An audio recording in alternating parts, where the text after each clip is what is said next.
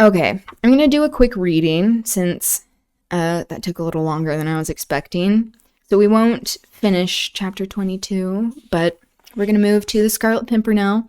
You know, I wanted to provide this book as an option that we chose from because guess what? The circumstances we are experiencing now are extremely similar to what led to the French Revolution because they are doing this out in the open. It's like part of a flex to just get away with as much as possible in the open without us being able to do anything about it. But we are. And we're much smarter than they are, so yeah, the tide is turning. The people are angry. Okay, so in the previous chapter in the Scarlet Pimpernel, this aristocratic propaganda, we saw that Marguerite was at the Fisherman's Rest. She met up with Sir Andrew, and the innkeeper thinks that they're having an affair, and so he's like, oh, this isn't appropriate. But then when they pay him, he's like, it's fine. And Marguerite keeps bragging about how she gets like the best carriages and horses because she has so much money. So it's just gross. Okay, this is chapter 22, Calais. The weariest nights, the longest days, sooner or later must perforce come to an end. Marguerite had spent over 15 hours in such acute mental torture as well-nigh drove her crazy. Oh, that's so sad. That's worse than experiencing extreme poverty and not being able to buy food.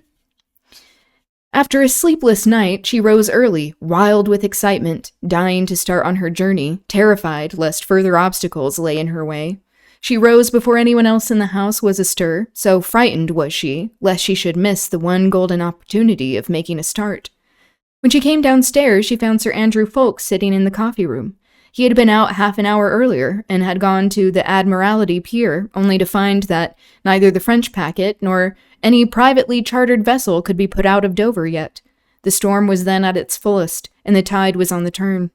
If the wind did not abate or change, they would perforce have to wait another 10 or 12 hours until the next tide, before a start could be made.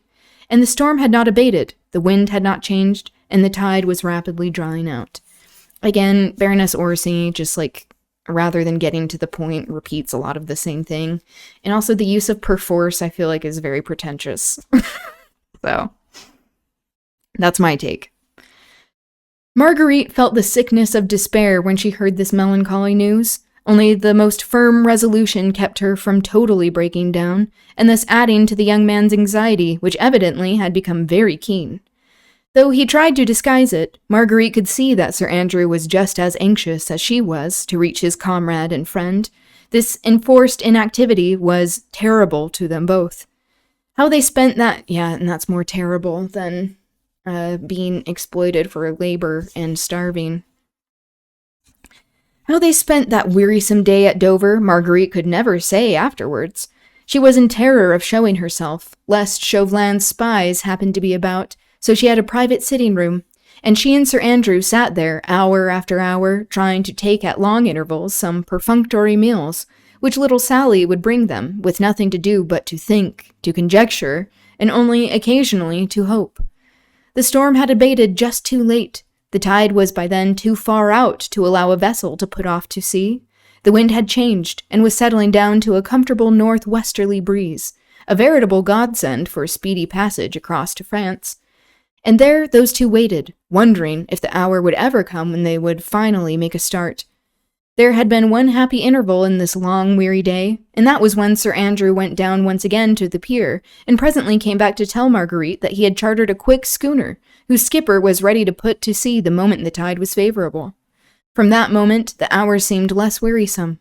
There was less hopelessness in the waiting, and at last, at 5 o'clock in the afternoon, Marguerite, closely veiled and followed by Sir Andrew Ffoulkes, who, in the guise of her lackey, was carrying a number of impedimenta, found her way down to the pier.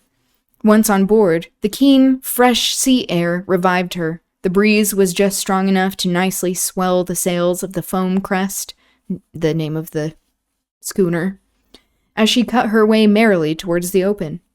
The sunset was glorious after the storm, and Marguerite, as she watched the white cliffs of Dover gradually disappearing from view, felt more at peace and once more almost hopeful. Sir Andrew was full of kind attentions, and she felt how lucky she had been to have him by her side in this, her great trouble. Gradually, the grey coast of France began to emerge from the fast-gathering evening mists. 1 or 2 lights could be seen flickering, and the spires of several churches to rise out of the surrounding haze. Half an hour later, Marguerite had landed upon French shore.